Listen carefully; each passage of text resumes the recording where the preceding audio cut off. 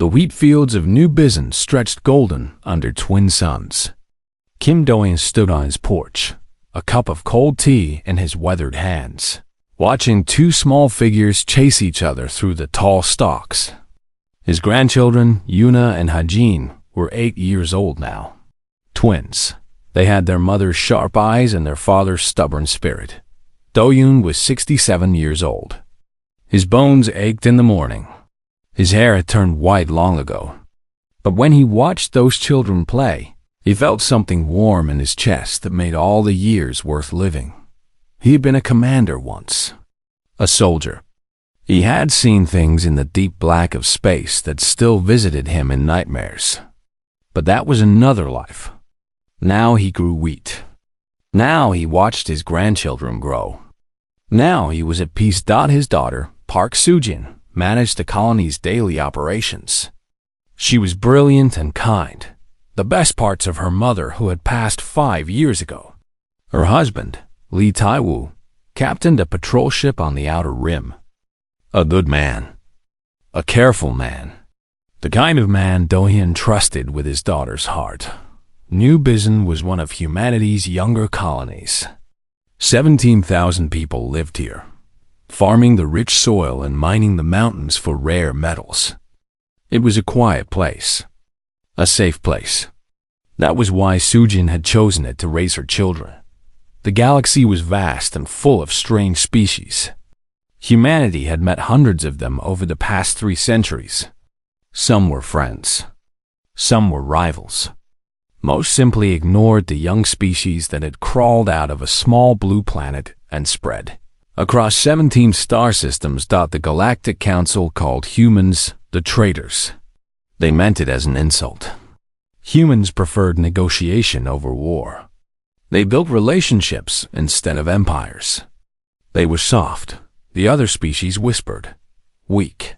A species that had somehow survived despite having no claws. No scales, no natural weapons. Do-hyun knew better. He remembered the old histories. He remembered what humans had done to each other before they reached the stars. The wars, the bombs, the systematic horrors that still haunted their collective memory. Humanity had not become peaceful because they were weak. They had become peaceful because they knew exactly what they were capable of. But the galaxy did not know this. The galaxy had never seen humans fight. The evening meal was simple. Rice, vegetables from the garden, fish from the nearby river. Yuna talked endlessly about a butterfly she had caught. Hajin stayed quiet, focused on his food, occasionally stealing glances at his grandfather's old military medals displayed on the shelf. Soo-jin noticed. She always noticed. After the children went to bed, she sat with her father on the porch. He asks about your service, she said softly. He wants to know about the wars. Do-hyun sipped his tea. There is nothing to tell. We fought because we had to. We stopped because we chose to. That is the whole story. He thinks you are a hero. Heroes are just survivors who got lucky. Do-hyun set down his cup. I want him to grow wheat. I want him to never hold a weapon. I want him to live in a galaxy where humans are known for their kindness, not their capacity for violence. Soo-jin leaned her head on his shoulder. That is what we all want, Father. Above them, the stars were bright and peaceful. Neither of them saw the ships approaching. The attack came at dawn. Do-hyun woke to screaming. His soldier's instincts, buried for decades, exploded to life. He was out of bed and moving before his conscious mind understood what was happening. Through the window, he saw shapes descending from the sky. Ships, dark and angular, like insects made of metal. Valkyrie ships. He knew the design. Everyone in human space knew the Valkyrie, a reptilian species that had built their empire on slavery. They conquered weak species, harvested their populations for labor, and sold the rest to the highest bidder. The Galactic Council tolerated them because they were powerful, because they were useful, because nobody wanted to fight them. Do-hyun ran to the children's room. Empty. The window was broken. Sujin was screaming in the hallway. They took them, she cried. They took my babies. He grabbed her shoulders. How long ago? Minutes. Just minutes. I tried to stop them, but she showed him her arm. Burn marks from an energy weapon. She had fought. Of course, she had fought. She was his daughter. Do-young ran outside. The Valkyrie ships were already rising. He could see small figures through the transparent holes. Children. Dozens of children. He saw Yuna's face pressed against the glass, her mouth open in a silent scream. He saw Hajin beating his small fists against the barrier. He ran. His old legs pumped harder than they had in 30 years. He ran until his lungs burned and his heart threatened to burst. He ran until the ships were just points of light in the morning sky. Then they were gone. The news spread across human space within hours. The Valkyrie had struck 3 colonies simultaneously. They had taken only children. 847 children in total. The youngest was 4 years old. The oldest was 12. The ransom demand arrived at Earth's United Planetary Council the next day. The Valkyrie wanted resources, rare metals, technology. They wanted humans to kneel and pay. Admiral Choi Yoonji read the demands aloud. She was a small woman with iron gray hair and eyes that had seen too much. The council chamber was silent. Representatives from every human world sat frozen in their seats. The Galactic Council sent a message urging restraint. Negotiate, they advised. The Valkyrie are too powerful to fight. Pay the ransom. Accept the loss. This is how the galaxy works. Do-hyun had traveled to Earth. He had begged for a seat in the council chamber. They gave it to him because he was a retired commander, because his grandchildren were among the taken, because his eyes held something that made even admirals look away. When the Galactic Council's message finished playing, the chamber erupted in argument. Some wanted to pay. Some wanted to fight. Some wanted to ask for more time. Du-hyun stood up. The room fell silent. He walked slowly to the center of the chamber. His boots echoed on the marble floor. He looked old. He looked tired. He looked like a farmer who had lost everything. But his voice, when he spoke, carried the weight of 300 years of human history. I fought in the border wars, he said quietly. I watched my friends die. I held my wife when she took her last breath. I buried my son-in-law's parents when the plague took them. I have known loss. I have known grief. I have known despair. He paused. His eyes swept across the room. But I have never known rage like this. He turned to face the screen, where the Galactic Council's message still displayed. You think we are soft, he said. You think we are weak. You think we will pay your price and accept our place. But you do not understand. You have never understood. His hands trembled. Not with fear, not with age. With something far more dangerous. We chose peace. We chose kindness. We chose to be traders and diplomats and farmers. But we did not forget. We never forgot what we are capable of. We never forgot what we became when we had no other choice. He turned back to the Human Council. They took our children. They took our future. And now they will learn what happens when you push humanity too far. Admiral Choi Yoonji stood up. Her face was stone. What do you suggest, Commander Kim? Do-hyun smiled. It was not a pleasant smile. It was the smile of a wolf, remembering that it was not a sheep. Close the borders. Shut down communications. Let the galaxy wonder. Let the Valkyrie wait. And then show them what 3 centuries of peace was really hiding. The vote was unanimous. Human space went dark, and the galaxy, for the first time in its long history, began to feel afraid. For 3 weeks, human space was silent. Trade ships that had carried goods across the galaxy returned to their ports and did not leave again. Embassies on dozens of worlds closed their doors without explanation. Communication channels that had connected humanity to the rest of the galaxy for 3 centuries went dark. The Galactic Council sent messages. They received no reply. The Velthari Dominions sent threats. They received no reply. Other species sent offers of help, of mediation, of alliance. They all received the same answer: silence. The galaxy did not understand. This was not how humans behaved. Humans talked. Humans negotiated. Humans always found a way to compromise. What were they doing behind their closed borders? The Velthari High Command laughed at their strategy meetings. The humans had given up. They had retreated into their little corner of space to cry and mourn. Soon they would pay the ransom. Soon they would kneel like all the weak species eventually did. They were wrong. Deep inside human space, something was waking up. Something that had slept for 200 years. Something that the galaxy had never seen. Project Warang. The name came from ancient Korean history. The Warang were war scholars. They were trained in combat and poetry, in strategy and philosophy. They were peaceful men who could become deadly in an instant. The founders of the project had chosen the name carefully. It described exactly what humanity had become.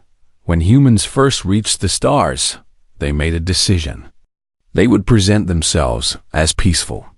They would build trade networks instead of military bases. They would make friends instead of conquests. But they would never, ever forget how to fight. Every trade ship was designed with hidden weapon systems. Every cargo freighter could transform into a warship in less than an hour. Every mining vessel carried enough firepower to destroy a small moon. Every human colony had underground bunkers filled with war machines. Every city had secret armories. Every citizen over the age of 16 received basic combat training as part of their education. They called it physical fitness in the official records. But every human knew what they were really learning. For 3 centuries, humanity had prepared for a war they hoped would never come. Now that war had arrived, Admiral Choi Yoonji stood in the command center of the Baekdu, humanity's largest battleship. It was a massive vessel, 3 kilometers long, hidden for decades in an asteroid field. Officially, it did not exist. Officially, humanity had no military fleet. Officially, humanity was a peaceful species. Yoonji looked at the tactical display. 12,000 warships were moving into position across human space. They came from hidden bases, from disguised cargo holds, from asteroid mines that had never really been mines. The largest military force in galactic history was assembling in secret. Her second command, Captain Yoon Sewon, approached with a data tablet. "All fleet commanders report ready," he said. "The Velthari have no idea we are mobilizing." Yoonji nodded. "What about the children? Do we have their location?" "Intelligence believes they are being held on Velthak 7, a prison moon in the Velthari home system. The children are being processed." The word hung in the air like poison. "Processed," Yoonji repeated. "They are conditioning them for slavery." "Yes, Admiral." Yoonji's hands gripped the railing in front of her. Her knuckles turned white. She had a niece among the taken, 7 years old. A little girl who loved to draw pictures of flowers and stars. "The fleet will take 2 weeks to reach Velthari space," she said. "The children do not have 2 weeks." "No, Admiral. They do not." Yoonji turned away from the display. "Then we need someone to get there first." On Earth, in a small room beneath the Planetary Council building, Do-hyun met with the people who had answered his call. They were not soldiers. Not officially. They were parents, grandparents, siblings, aunts and uncles. They were ordinary people who had lost someone in the taking. Baek Ji-won was the first to speak. She was 42 years old, tall and lean, with scars on her hands and coldness in her eyes. She had served in special forces for 15 years before retiring to raise her son. Her son was 10 years old. Her son was on Velthax 7. "I know how to get into Velthary space," she said. "Smuggler routes. Unmonitored jump points. We can reach the prison moon in 5 days." Yoon-hana raised her hand. She was a trauma surgeon. Gentle hands. Soft voice. Her niece had been taken from the colony of New Seoul. "What happens when we get there?" "We will be outnumbered thousands to 1. Kang Minho answered. He was an engineer. He had designed half of the hidden weapons in human space. His daughter was 8 years old. "I can build us what we need. Compact, powerful. The Velthary will not know what hit them." Dahin looked at each of them. 12 people in total. 12 ordinary humans with extraordinary pain in their hearts. "The fleet will arrive in 2 weeks, he said. "Our job is to find the children. Locate them. Protect them. Keep them alive until the fleet arrives." Ji-won leaned forward. "And if we have to kill to do it?" Do-hyun's eyes were hard. "Then we kill. Every single one of them if we must. There will be no mercy. There will be no hesitation. They took our children. They made their choice. Now we make ours." The room was silent for a moment. Then, one by one, they nodded. They called themselves the Retrievers. 3 days later, they departed on a captured smuggler's ship. Ji-won flew. Minho worked on weapons. Hannah prepared medical supplies. Do-hyun sat in the cargo hold, staring at a photograph of Yuna and Hajin. The photograph was taken on their birthday. They were smiling. Yuna was holding a cake. Hajin was making a funny face. They looked so happy, so innocent, so unaware of the darkness that existed in the galaxy. Do-hyun pressed the photograph to his heart. "I am coming," he whispered. "Grandfather is coming. Hold on just a little longer." Back on Earth, Ambassador Song Nari prepared for her final broadcast to the Galactic Council. She was young for a diplomat, only 35, but she had a presence that filled any room she entered. She had argued for peace her entire career. She had believed in negotiation and compromise, in the power of words to solve any conflict.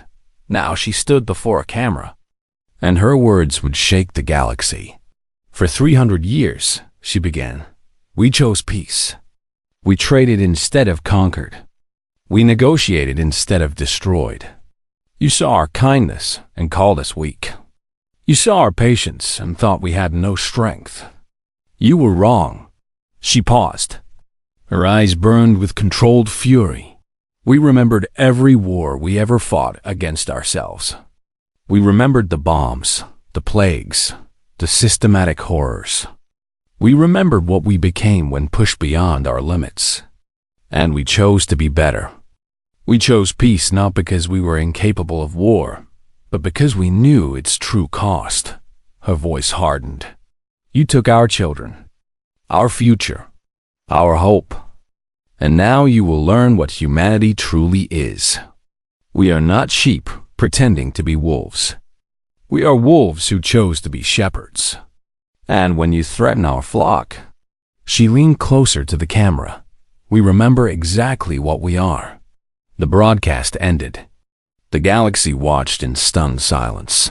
And then, in hidden bases across human space, 12,000 warships began their engines and pointed toward Velthary space. The storm was coming. The smuggler's ship was small and fast. It had no name, only a number that Ji-won had scratched off the hull. They traveled through the dark spaces between stars, following routes that no official map showed. Criminal paths. Desperate paths. The kind of paths that people used when they did not want to be found. Ji-won flew with cold precision. She had not slept in 3 days. She did not need sleep. She needed her son back. On the second day of the journey, they encountered a Velthary patrol ship. It was a small vessel, only 20 crew, scanning for smugglers and illegal traders. The kind of ship that would report their presence to the Dominion. My NHO looked at G1. We cannot let them send a signal. G1 did not hesitate. She pushed the ship to maximum speed, closing the distance before the Valkyrie could react. Minho activated the hidden weapons. 2 minutes later, the patrol ship was debris floating in the void. Hana watched from the medical bay, her face pale. Was that necessary? Ji-won's voice was flat. They took children.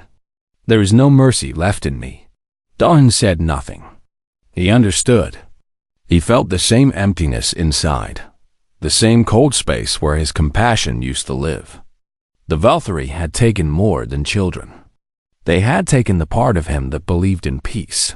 On the 4th day, they reached the edge of Valkyrie space. The prison moon Velthax 7 was visible on long-range sensors. A gray rock orbiting a dead world. No atmosphere. No life.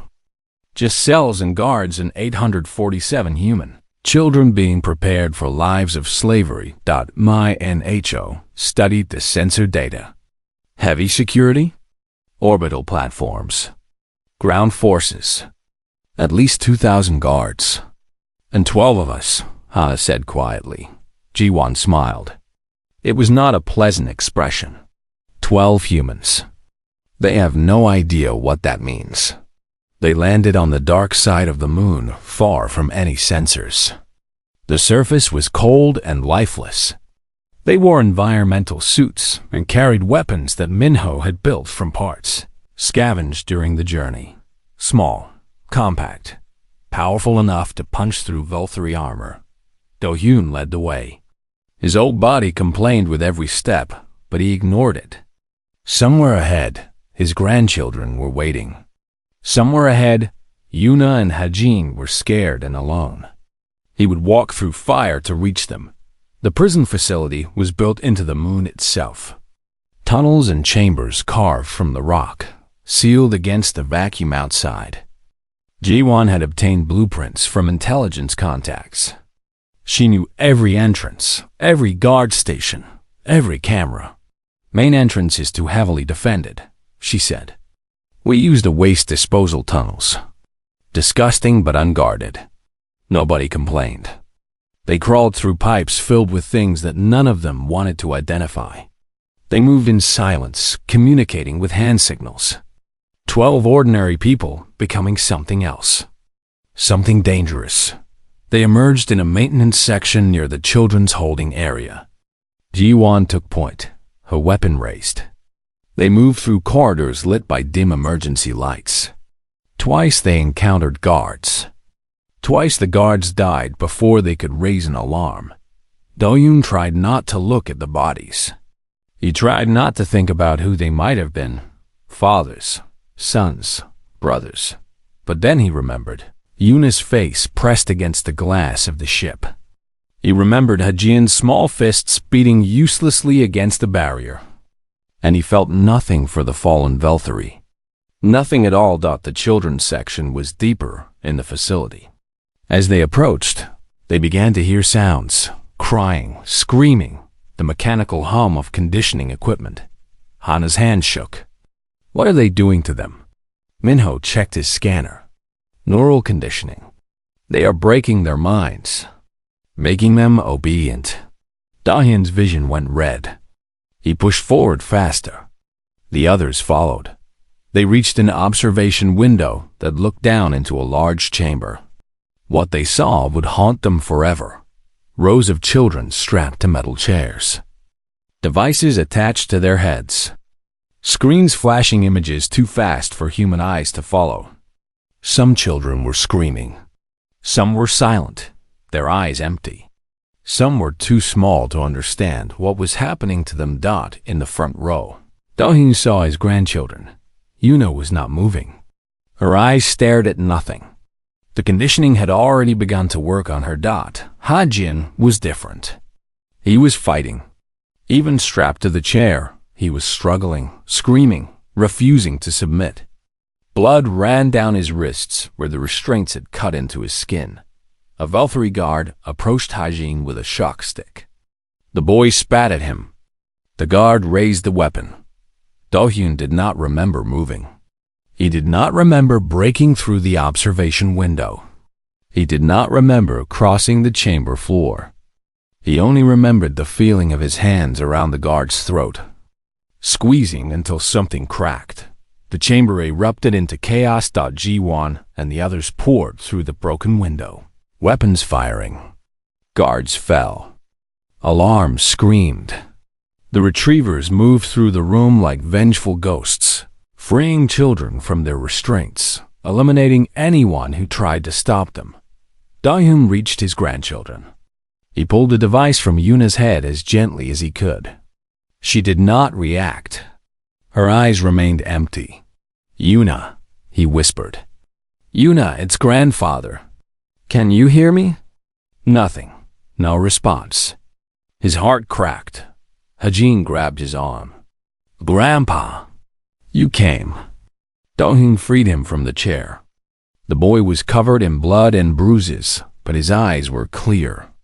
He had not broken. He had refused to break. "I came," Do-hyun said, holding him tight. "I will always come for you." "Yuna won't talk," Hajin said, his voice cracking. "She stopped talking days ago." "They hurt her, Grandpa." "They hurt her so much." Do-hyun gathered both children in his arms. Yuna moved like a doll, limp and unresponsive. But when Do-hyun whispered her name again, something flickered in her empty eyes. "Grandpa?" Her voice was barely a whisper. The first word she had spoken in weeks. "I'm here, little one. I'm here."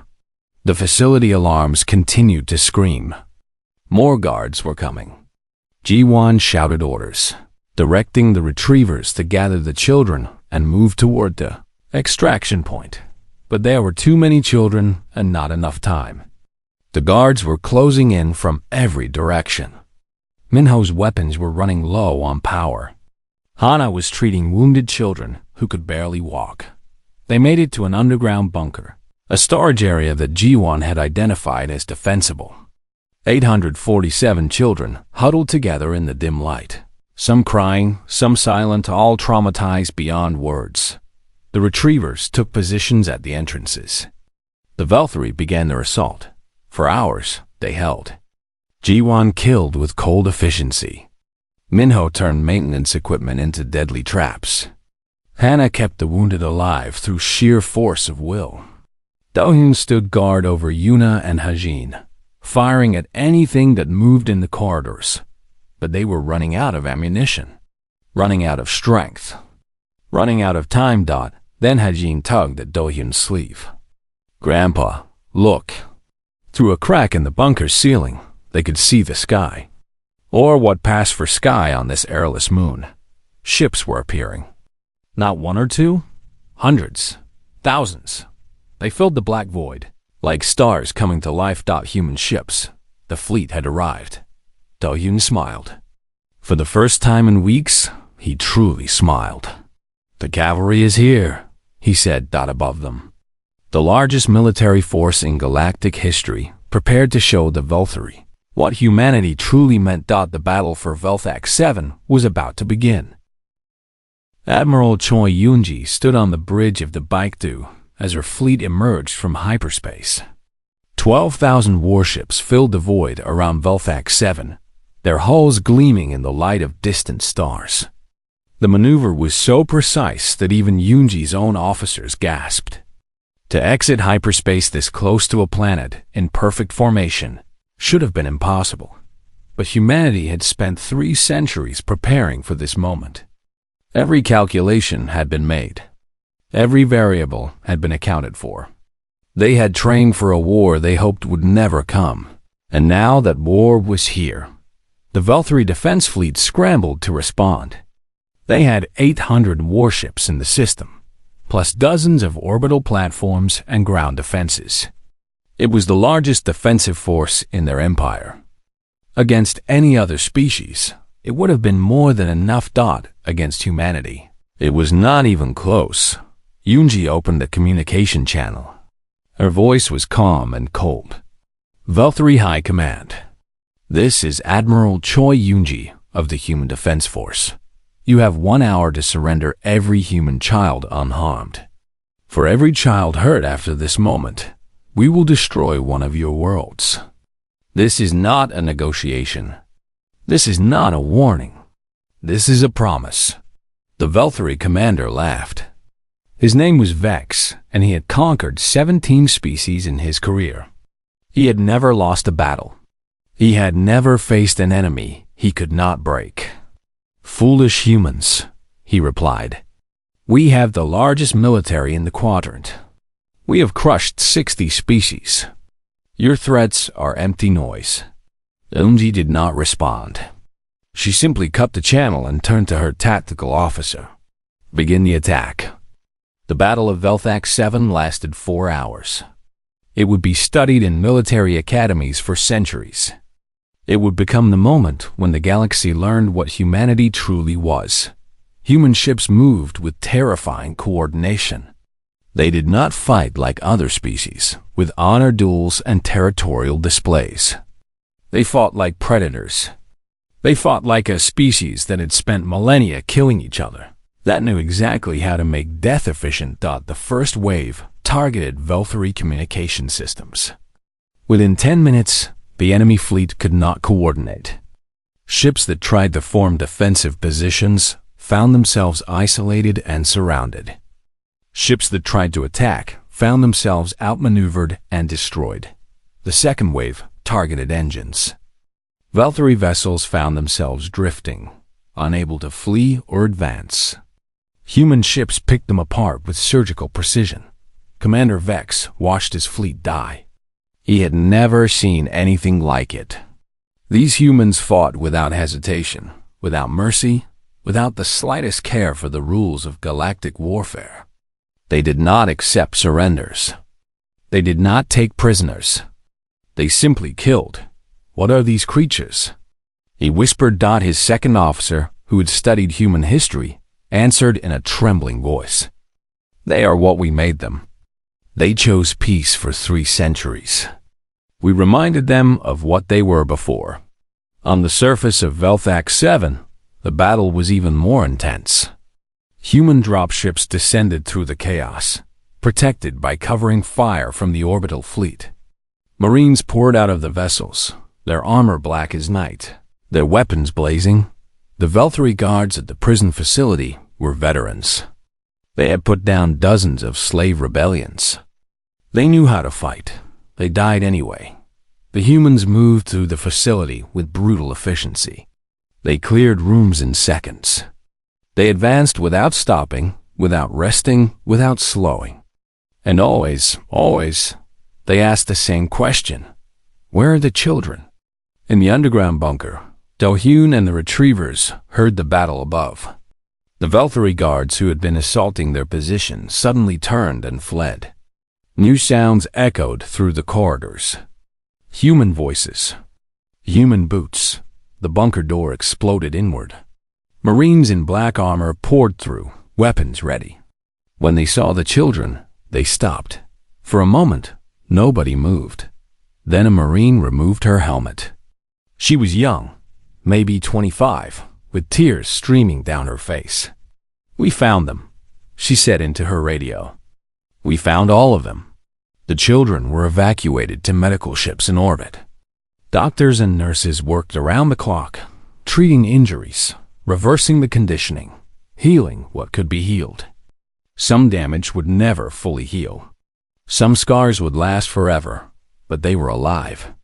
831 of the 847 taken children were alive. 16 had died during the conditioning. Their names would be carved into stone and remembered forever. As the evacuation proceeded, a Valkyrie commander made a desperate decision. If he could not win, he would at least make humanity pay. He ordered the execution of 30 children who had not yet been evacuated. The order was intercepted by human intelligence. Admiral Yoonji received the report. Her face did not change. Her voice did not waver. She simply opened a channel to the fleet. Target Velthar 3, she said. Maximum firepower. No survivors. Captain Siwan hesitated. Admiral, that is a colony world. 200 million civilians. Yoonji turned to face him. Her eyes were empty. We gave them the terms. They chose this. Velthor 3 died in fire. Human weapons, designed to crack planets, reduced the colony to rubble and ash. 200 million Velthories ceased to exist in the span of an hour. The galaxy watched the broadcast in horror. Species that had never feared humans suddenly understood what 3 centuries of peace had been hiding. This was not rage. This was not vengeance. This was a cold, calculated demonstration of what happened when you took human children. A galactic council representative managed to establish communication with the Baekdu. He pleaded for Yoonji to stop. He spoke of war crimes, of proportionality, of the sacred rules of civilized conflict. Yoonji listened without expression. When he finished, she replied, "You stood by while they took our children. You advised us to negotiate, to pay, to accept. You watched and did nothing. And now you lecture us about civilization?" She leaned toward the camera. "We will burn the galaxy to ash before we let anyone take our children. Every species watching should understand this. If you threaten our young, there is no force in the universe that will save you. We are humanity, and we are done being gentle." The transmission ended. The Velthori High Command surrendered within the hour. Complete and unconditional. They handed over every child. They handed over every official involved in the taking. They handed over their fleet, their weapons, their empire. Commander Vex was brought before Admiral Yoonji in chains. He expected death. He expected torture. What he received was worse. Yoonji looked at him with contempt. "You will stand trial on Earth. You will face human justice. And when you are found guilty, you will spend the rest of your long life on a barren world, with nothing but your memories for company." She leaned close. "You will live knowing that you awakened something that the galaxy spent 3 centuries forgetting. And every species that fears us now, every civilization that trembles when human ships appear, they will remember that you did this. You made us remember what we are." Vex was taken away. He would live for another 90 years, alone on a dead planet, with nothing but the screams of Velthor 3 echoing in his mind. The battle was over. The war was won, but humanity had changed. And the galaxy would never see them the same way again. In the medical bay of the Baekdu, Daehyun sat beside his grandchildren. Yuna was sleeping, her hand clutched tight around his finger. Hajin stared at the ceiling, his eyes haunted by things no child should have seen. "Will she be okay?" Hajin asked.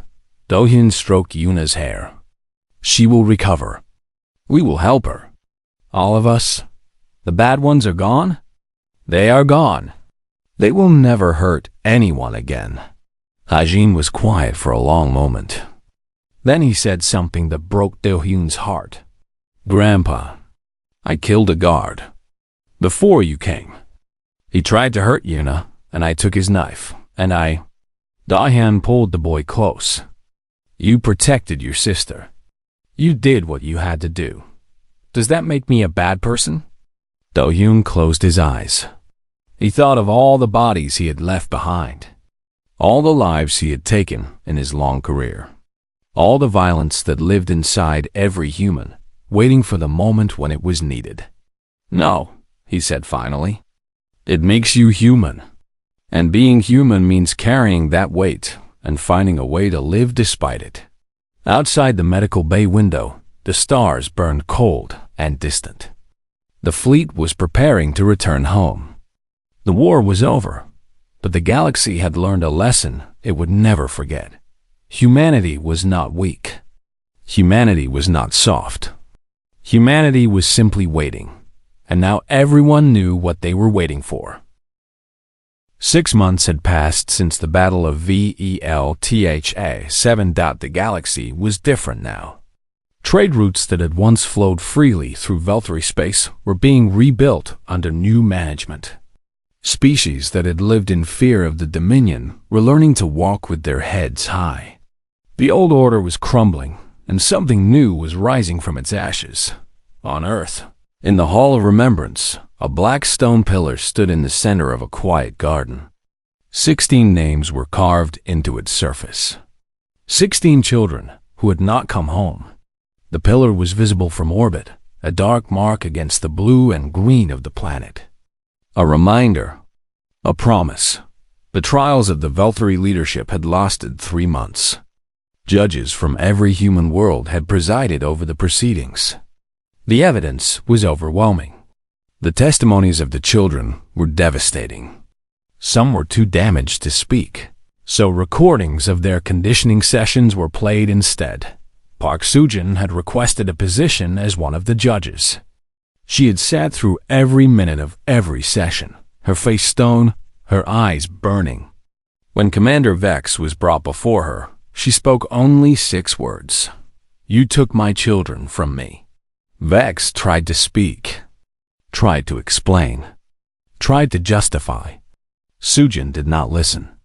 The sentence was already decided that the punishment for the Valtteri was unlike anything in galactic history. They were not executed. That would have been mercy. Instead, they were exiled to barren worlds scattered across the galaxy, stripped of all technology, forbidden from space travel for 1,000 years, left to survive on dead planets with nothing but their bare hands and the memories of what they had done. Some galactic powers protested the severity. They spoke of proportionality, of rehabilitation, of the need for civilized justice. Ambassador Song Nari responded at a Galactic Council session. "Would you prefer we did what they did?" she asked. "Sell them into slavery? Harvest their young? Process their children for labor?" She paused. "No, we are not them. We will never be them. But we will also never be victims again. The punishment fits the crime. And any species that disagrees is welcome to test our resolve." Nobody disagreed. The Galactic Council passed the Terran Doctrine 6 weeks later. It was the most significant piece of legislation in galactic history. The document was simple, only 3 paragraphs, but its implications were vast.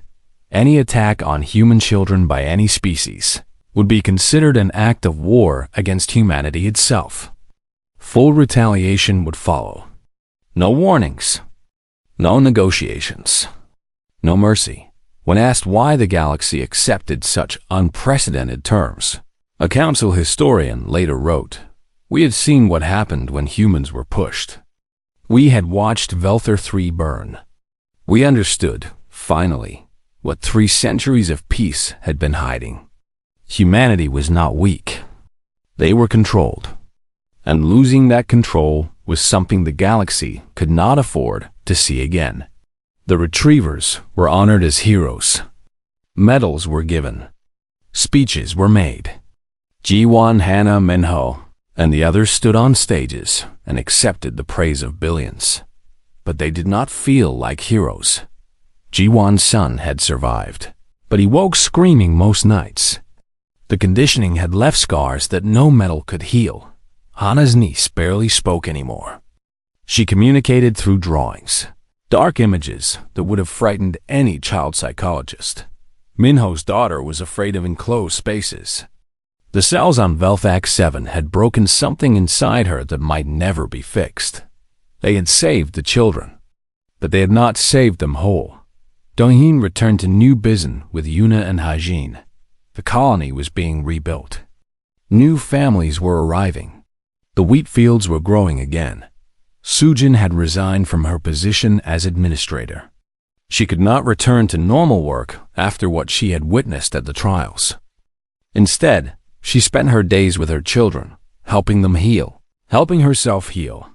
Taiwu had been promoted to Commodore after the war. He refused. He wanted to be home with his family. He wanted to watch his children grow up. He had spent too many years in space, and he would not spend any more. The Kim family was together again. Broken but together, Yuna was slowly recovering. She spoke now, though her words were often disconnected, fragments of thoughts that did not quite connect. She had nightmares every night.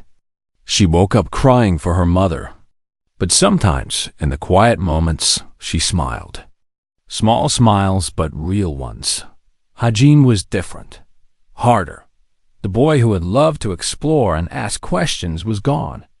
In his place was a young man who watched everything with suspicious eyes, who kept a knife under his pillow, who trusted no one except his family. Do-yoon worried about him the most. One evening, as the twin suns set over the wheat fields, Do-hyun found Hajin sitting on the porch. The boy was staring at the sky, his expression unreadable. "What are you thinking about?" Do-hyun asked. Hajin did not answer for a long moment.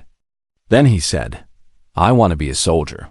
Do-hyun sat down beside him. "Why?" "So no one can ever take us again. So I can protect Yuna. So I can make sure what happened to us never happens to anyone else." Do-hyun was quiet. He remembered saying similar things when he was young. He remembered the path, the choice had led him down. The battles, the deaths, the endless nightmares. "Being a soldier is not about revenge," he said finally. "It is about protection, about sacrifice, about being willing to stand between the innocent and those who would harm them." Hajin looked at him. "Is that what you did?" "What the fleet did. We did what we had to do, what no one else would do." Do-hyun put his hand on the boy's shoulder. "But the goal is not to fight. The goal is to make fighting unnecessary, to be so strong that no one dares challenge you, to protect without having to destroy. But sometimes you have to destroy." Do-hyun nodded slowly. "Sometimes. When there is no other choice. When the innocent are threatened. When evil refuses to stop." He met his grandson's eyes. "But every time you destroy, you lose something. A piece of yourself that you can never get back. Remember that, Hajin. War is not glorious. It is necessary sometimes, but never glorious." Hajin was silent for a long time. Then he leaned against his grandfather's shoulder, and for a moment he was just a little boy again. "I still want to protect people," he whispered. "Then you will," Do-hyun said. "When you are ready. When you are older. When you have learned not just how to fight, but when to fight." He hugged the boy close. "For now, just be a child. You have earned that right." They sat together as the stars came out. Grandfather and grandson, watching the sky in silence. A month later, a galactic news drone arrived at New Bizen to document the colony's recovery. The reporter was a nervous young man from a species that had once laughed at humanity's peaceful nature. He did not laugh anymore. The drone captured images of the rebuilt homes, the growing fields, the children playing in the streets. It captured interviews with survivors, with officials, with ordinary people trying to put their lives back together. And it captured Kim Do-yoon, standing on his porch, watching Yuna and Hajin chase each other through the wheat. The reporter approached him carefully.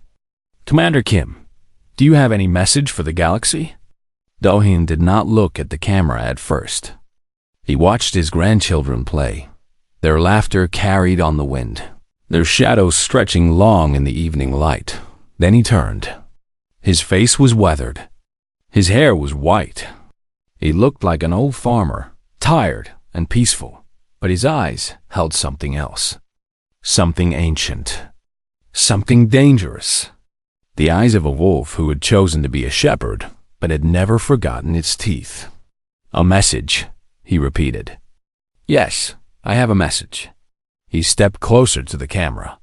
His voice was soft, almost gentle. "We came to the stars with open hands.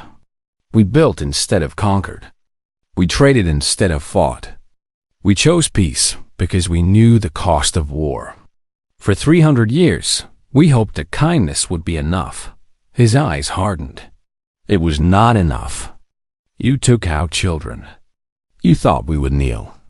You thought we would accept. You were wrong. He looked directly into the lens. Now you know what we are. Now you understand what we can do. And I want every species in this galaxy to remember one thing. He smiled. It was not a pleasant smile. Don't ever make us remember again. The broadcast ended, but his words echoed across the stars, dotting council chambers and military bases. In trading posts and distant colonies, beings of 1,000 species heard the message.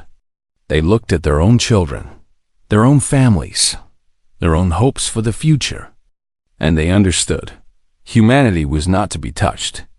Not their worlds, not their ships, not their people, and especially not their children. In the wheat fields of New Bazan, Una caught a butterfly. She held it carefully in her cupped hands, staring at its colorful wings with wonder. For the first time in months, she laughed. Hajin ran to see. He smiled at his sister, a real smile, the kind he had not worn since before the taking. Dahyun watched them from the porch, tears running down his weathered cheeks. Sujin stood beside him, her hand in her husband's. Her eyes fixed on her children. The galaxy had learned what enough truly meant. And on a small farm, on a quiet colony world, a family was learning to live again. The wheat grew tall. The children played.